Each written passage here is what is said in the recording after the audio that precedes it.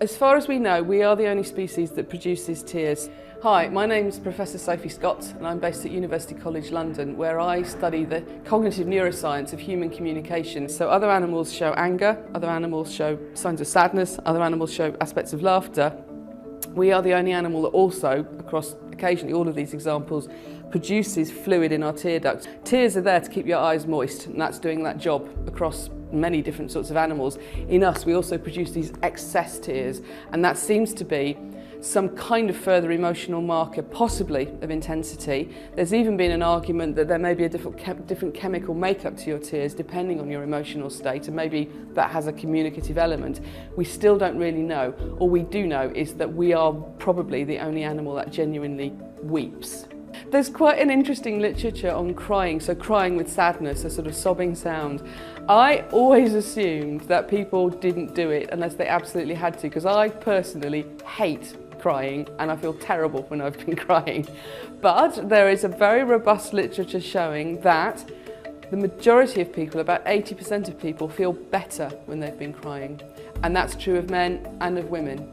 And it seems to be something people will do to make themselves feel better. They will do that to improve their mood. Now, I find that absolutely unbelievable because I'm off for about a day if I've been crying. It just ruins the rest of the week for me. But data's data, and I have to accept that people who try and hold it back and not do it may actually be the ones who don't like crying, and the rest of the world is full of people who actually get a good feeling from crying. We do also know that cross-culturally there are big variations in how much different cultures cry. So in our culture in the UK right now, we don't often see people crying. We particularly very rarely see adults and men crying.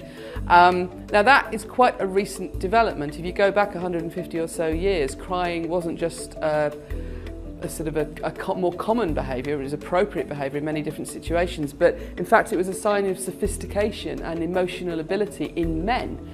So a man who cried was a man who had sort of genteel emotions and who could feel pain in a civilised way. So that's gone, and if somebody shows any sign that they're crying in public life nowadays, we tend to really freak out. But that's still just us. You can go to parts of the world where it's extremely common for people in public life to cry, to express shame or embarrassment, or to fully apologise for something. So these behaviours, these emotions that we can find in common across humans and across other examples in other animals, doesn't mean to say we all use them in exactly the same way. We develop them and repurpose them and use them in quite culturally specific ways as well.